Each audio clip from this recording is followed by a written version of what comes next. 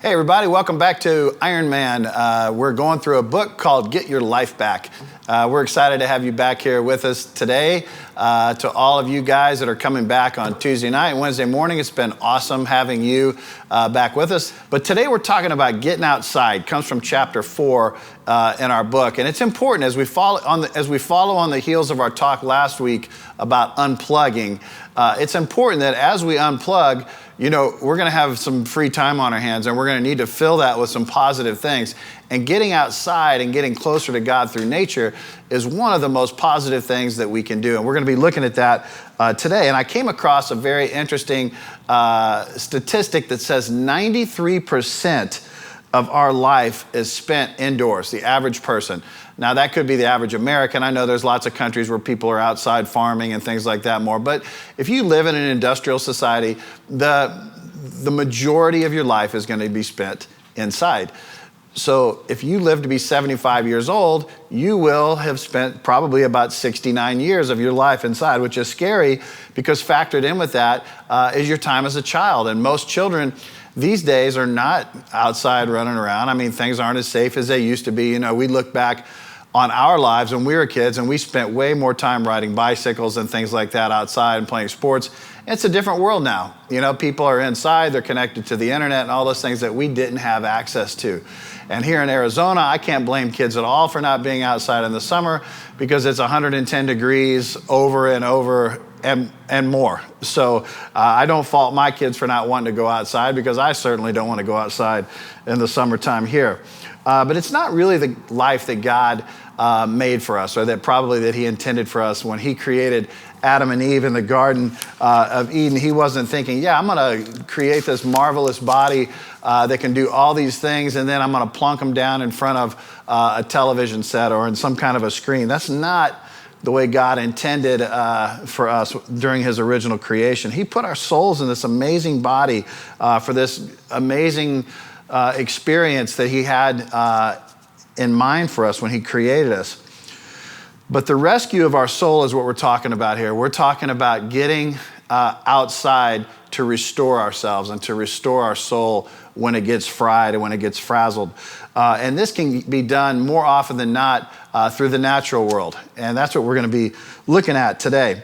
Compare how you feel after binge watching, for instance, anything, whether it's sports on TV. We got football season coming up here. I watch golf a lot over the weekend and I get up off the couch and I feel gross.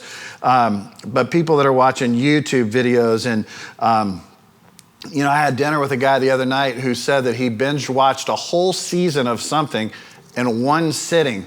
And I thought, oh my gosh, like how long did that take? He said, no, it wasn't that bad. He said they were 30-minute episodes, so it took about 5 hours. I mean, 5 hours on a couch or a chair or whatever, watching TV, I can't do it. Even I enjoy a couch as much as the next guy, but I want to get up and go do something after a little while. And you wonder why you feel numb and depressed and you have the blahs. And, the simple answer could be you got a shortness of vitamin D and sunshine going on in your body. Now, most of us here in Arizona don't have that problem, but you get the picture. If you're inside all day long, it's just not really a healthy thing to do. We spend way too much time indoors. Now, God is out there. Now, God is actually everywhere, and we know that. But we know specifically that we connect. You might argue with me on this, but I doubt it because when I ask people how you feel closest to God, it's always in nature. It's either looking at the ocean or a lake or going for a walk or a hike or whatever. But God is out there, and we're going to experience him more if we are also outside and if we're out there in nature in his natural setting. We are looking for more of God, and that's what this is all about. If we're going to get our life back needs to have more of God with it. So when we walk through an orchard, when we walk through a grove, when we go by a lake or a river or a creek or a stream, or we go up to the mountains and the air is cooler and whatever it is for you, okay, this is how we connect with God, is through getting out there with him like this. Isaiah 6:3 says this. I want to read this. It says, this is the angels, were calling out to each other, "Holy, holy is the Lord of heaven's armies. The whole earth is filled with his glory." So when we go out in nature, we see the glory of God. I see the glory of God way more looking out here into the Grove than I do looking out here into the worship center. Now, this worship center that we're in is beautiful, okay? But I don't feel the same looking over here at the chairs as I do looking out here at the trees. For some reason, that's just how it is. Ephesians 4, 9, and 10, I want to read this. I'm going to start in verse 10. It says, and the same one who descended is the one who ascended higher than all the heavens, so that he might fill the entire universe with himself. So God's not just outside. It says he filled the entire universe, okay? But when we get out and we look around, we should be seeing God in everything. Especially as believers, we should be seeing God in everything. So we need to take the time to look for him as we're outside. Let's don't just go out and go for a walk. While we're out there, let's appreciate all the things that God has created. Now, David, he wrote the famous, Psalm, the 23rd Psalm, and notice that God took him to a place to restore his soul. It says this, the Lord, and you probably know this already, but let's read it anyway. It says, the Lord is my shepherd. I have all that I need. He lets me rest in green meadows. He leads me beside peaceful streams. Now, you might be thinking, well, in the old days, that was more common because you had a lot more things in nature. You didn't have as many cities and those kind of things. But there were certainly indoor places in those times. There was the temple, for instance. There was bustling markets. There was people's houses. There was meeting places inside. So God could have taken David to any of those places.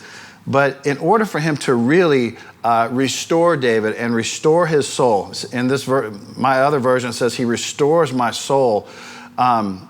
Okay, it had to take place in a beautiful spot outside. But our rescue, God rescued David. He restored his soul. God wants to rescue our soul too. And he does this in a lot of ways, but our rescue is always close at hand. Remember in Genesis, the Spirit of God, the Holy Spirit was hovering over creation. And nature, think about this, nature is always being renewed. It's not like God just created the world once and just stopped with his creative process. It's constantly moving and changing. And there's nothing better than a fried and frazzled soul than to get out on a walk in the woods or somewhere where you connect with God and just feel that presence of him kind of over his creation. Lie on your back in the grass in a park and look up in the sky.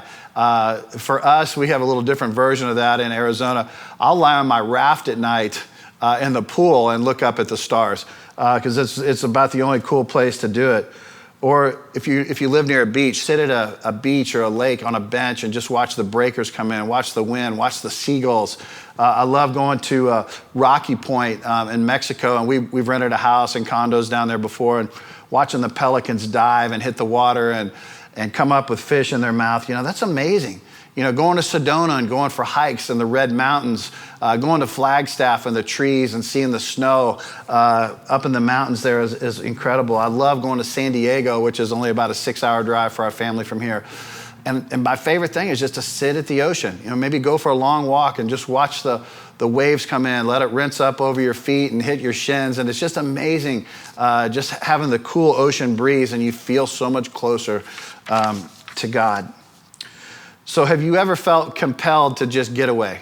Have you ever had that feeling just that says, I got to go somewhere. I got to get away from here. I got to get away from the city. I got to get away from the grind. After this summer, we've had a brutally hot summer here in Arizona. And my wife and I in a couple of weeks are going to be going up to Northern California to the mountains where we go every summer. And I'm super excited about it for many reasons. It's on a beautiful lake. The temperatures are way cooler. The leaves will be turning this year. We don't have cell phone access. We don't have internet access. It's just going to be a time for just the two of us to just go completely unwind and unplug and get out in nature. And I can't tell you how excited I am about that. But I think all of us at one point or another, we get that call where we want to get out and we want to reconnect with God. But you don't always have to go through a lot of trouble to do it. Now, that will be some trouble. We'll have to get on a plane and fly up to Northern California and all that. But it doesn't have to be. Sometimes we can just get away in nature close by. I was thinking about my time in Mississippi. Went back in May. I went to visit my mom. And my mom's not that active anymore as far as getting out and moving around, but she did plant a little garden on her porch, and she's got a screened-in porch with a ceiling fan, and she sits out there early in the morning and looks out over her garden, her vegetables that she planted, and she's got bird feeders. She's got a hummingbird feeder and a couple other bird feeders, and she loves to sit there and listen to music and watch nature and just to smell the pine trees and all that kind of stuff. It's like her favorite thing to do, and it doesn't take much effort. Trust me, she's 80 years old. It doesn't take a lot of effort. She just goes out there and plops down and has her coffee and just is right in the middle of nature. And we can do things like that if we take the time to do that. So many people will get up in the morning and just go and sit and veg in front of the local news and those kind of things. But look for opportunities to get outside. And for us in Arizona, tomorrow morning, it's going to be a high, we're going to wake up with temperatures in the 70s apparently. I'm super excited about that. The high tomorrow is only about 90 degrees, which is a shocker for us. So I'm looking forward to getting out and doing a little local nature in my own backyard. In fact, after my trip to Mississippi last time, I bought a bird feeder just so that I could kind of experience having the birds coming in. And one of the things I noticed is that we got a lot of nice, cute little birds that fly in, but then these big giant pigeons and doves come in and they ruin it for the rest, and they chase them off. And I wanted to get my son's pellet gun and sit out there and shoot the big birds as they came in, but I figured that wasn't really going to go over very well with my wife and kids, and I knew that story would have gotten out if I'm sitting there shooting birds as they come to the bird feeder. Would not have been a good look. So anyway, but I've enjoyed seeing the quail come through, and we've had a roadrunner hop through our yard and those kind of things. We have coyotes outside of our fence every now and then that I can see. So it's fun to sit in our backyard and just enjoy nature. But I want to talk about one thing different. So there's a difference between relief and restore. Okay, so restoring our soul is what we're after, and that's what we're looking for in nature. But we do get momentary relief from certain things. I want to talk about that. So relief is quick and it's short and it's short term, and it's checking out, it's numbing ourselves, it's sedating ourselves. It's television is a relief, Netflix are a relief. Eating a bag of cookies or a bag of chips or popcorn, that's a relief. Having a big glass of wine after dinner and sitting there watching TV, well, there's nothing really probably wrong with that if you're doing it in moderation, but it does numb us a little bit. It's a short-term relief. But nature actually restores us, okay? It restores our soul like David talked about in the 23rd Psalm. Think about sitting on a bench at the beach and watching the waves roll in. That's restoring. But this is all about getting our life back. So I want you to give this a try, okay? Quite simply this, get outside. Just start by getting outside. It doesn't have to be amazing, okay? I'm not suggesting you have to drive to the mountains or drive to San Diego or to Rocky Point or wherever your closest beach is, okay? And it's not like it's something you have to do every morning, okay? But I want you to find something that's nearby your house where you can get out and experience nature. We have little nature parks nearby where you can go for walks on the edge of the mountains. We have another Veterans Oasis Park that's close by here that you can bird watch and you walk around these man-made lakes and things like that. And it's beautiful. But here at the church, when the weather gets better, sometimes I'll walk our property or I'll walk through the pistachio trees, or I'll go, there's a community nearby that's got these man-made lakes and it's got a nice trail around it. Now, while you're walking it, you know it's not a natural lake, but at the same time, it's got ducks and it's got geese and it's got all kinds of other things on it that it's beautiful to look at. And as you look at it, you know, you're thinking about God and you're thinking about His creation, and it does actually restore my soul when I'm out there. But we need to get out and touch nature. My wife likes to dig in the garden. She said she likes getting her hands in the soil. There's something about that that we like. So we have to get up out of our office. We got to wander outside, get some fresh air, even if it's warm air right now, and get up, you know, feel a pine cone, pick up a rock and throw it in the water, you know, something just to get out there and do that. If you like to work out in gyms, maybe mix it up. Go for a jog outside early in the morning before it gets too hot. Okay, turn off the air conditioner when you're riding down the road. Whenever the temperatures out here in Arizona get below 90, I try to put the windows down and just try to soak in some fresh air because it feels good. But walk around outside your office. Get out there and get some fresh air. Feel that sun on your face. Technology, where we spend most of our life, is actually very draining. But we know that nature is restoring. Let's try to get more of the restoration from nature and less of the drain that we get from technology. When I used to go visit my parents that lived in Michigan, I'd go in the wintertime sometimes, and I loved walking in the cold. I would bundle up, and sometimes there was snow on the ground. I loved to hear the crunch under my feet of walking in the snow, especially if it snowed overnight. I'd wake myself up early in the morning and go out and walk down the middle of the road where no one had walked or no cars had driven yet, and just to hear the crunch of that snow and the quietness. Okay, the whole town felt quiet because of the soundproofing that the snow gives. And, oftentimes when it snows or when it rains or anything or hails, we avoid it, but let's embrace it. Like here in Arizona, when it rains, everybody goes outside. It's the complete opposite where it is for most people. People are posting videos all the time when it rains here in Arizona because it's so rare for us to get something like that. It's a special occasion, but we should embrace it. We should embrace it. Enjoy the smells of the rain hitting the concrete and hitting the tarmac, and smelling the dust that it's knocked off of the leaves and those kind of things. It's a great feeling. It's a restoring feeling. I want to conclude with this, and this is this. Nature heals, it teaches, it strengthens, it brings us into the presence of God. Remember in Isaiah 6, it says the whole world or the whole earth is filled with his glory. And when we go out, we're going to recognize his glory in everything if we just take the time to do that. Psalm 95, I want to finish with this. Psalm 95, 4-5 says, he holds in his hands the depths of the earth and the mightiest mountains. The sea belongs to him, for he made it, and his hands formed the dry land too. Okay, get a verse in your mind. Okay, memorize a verse so that when you go out, when you look at mountains or when you look at trees or when you look at water, you're reminded that God created everything. He created it for us to enjoy. Okay, we need to take care of the earth. We need to be responsible for the earth, but we need to mostly be reminded of God every time we go out in nature. It is going to restore your soul. Let's stay away from the things that bring temporary relief.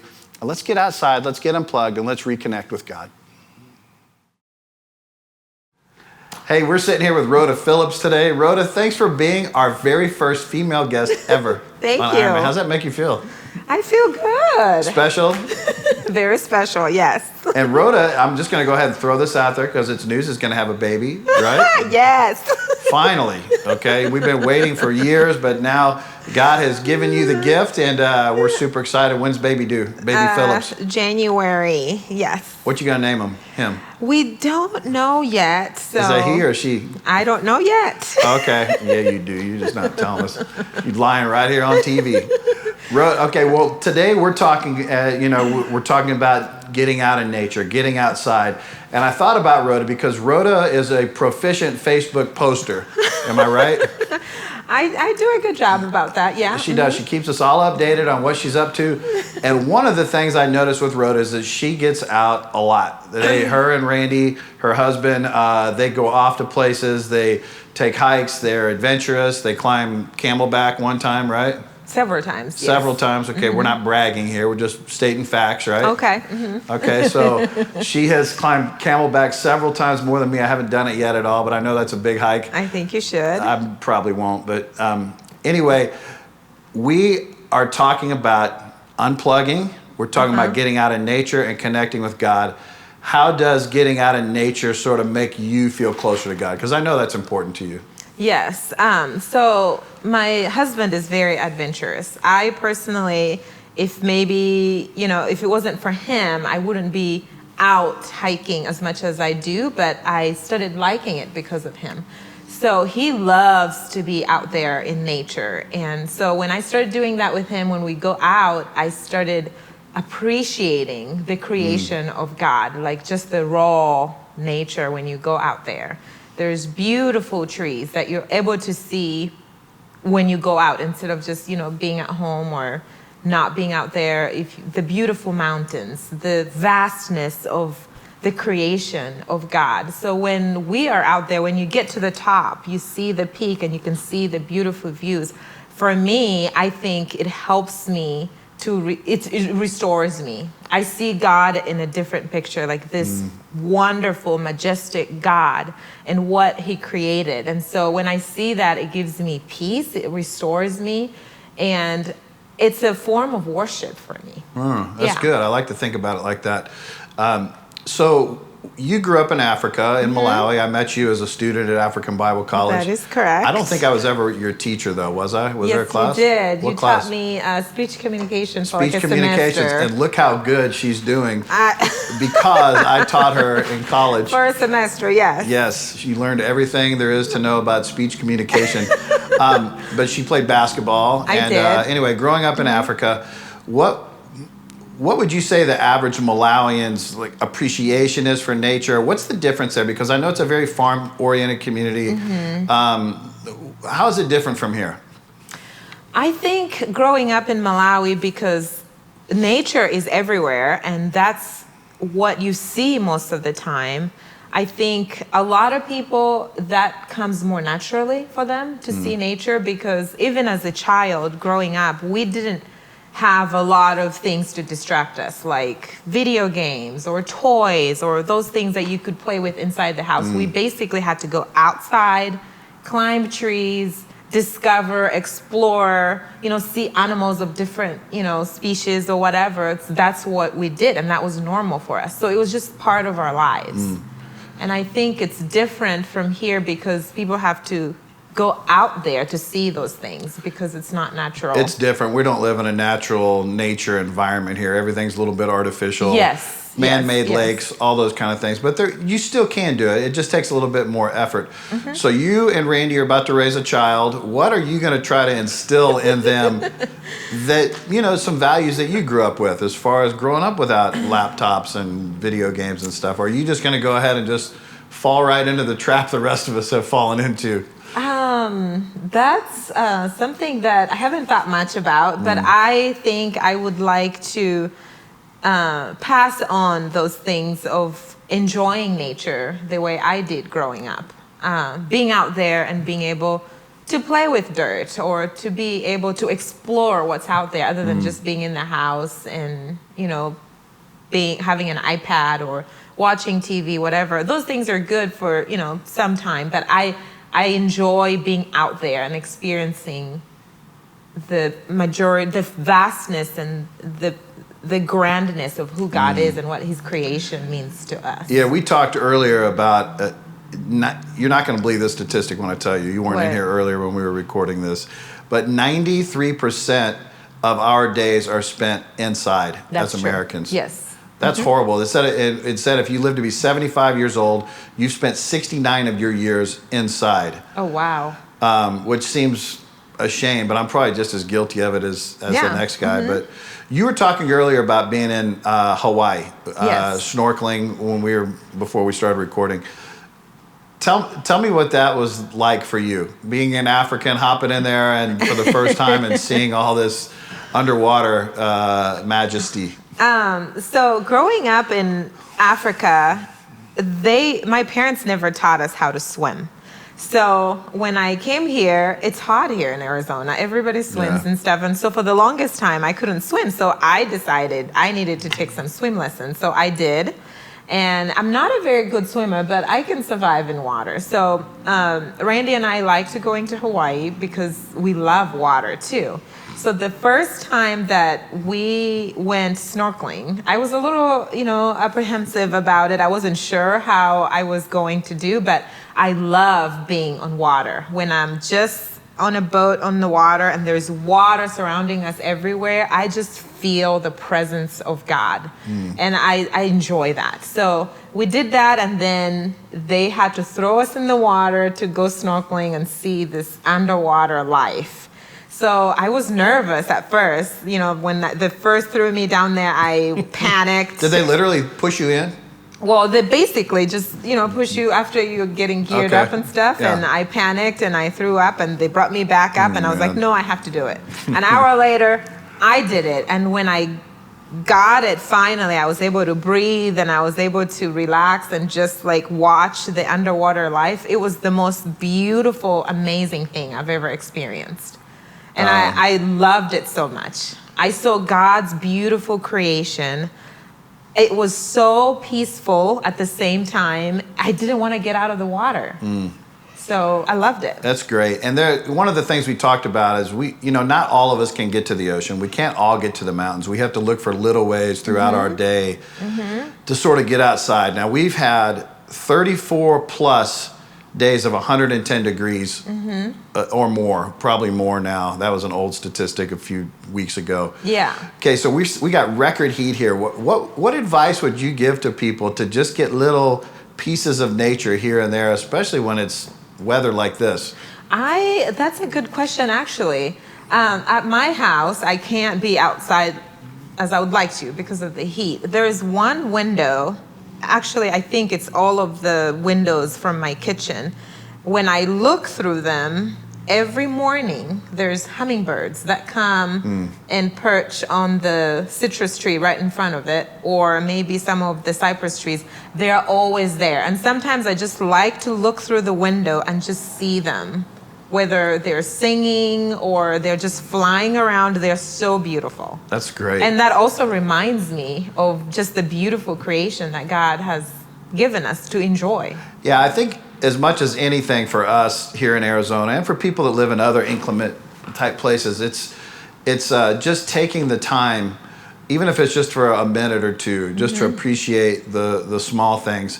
Like I'll take my dog for a walk, and he wants to stop all the time, and smell everything. And so instead of getting aggravated with him, I try to stop and look up at the stars or, look at the cactus or whatever he's nearby, and those kind of things. So I really have to change my attitude to, instead of making it something, an accomplishment, let's go walk a mile or whatever. I try to look at it as let's just enjoy the journey kind of thing. Well, good. Well, Rhoda, thank you for being here. I know this was quick. This was a little bit impromptu, but we appreciate you being here. You guys, thanks for tuning in, and we're gonna be back next week as we continue our series on getting your life back. We'll see you next week.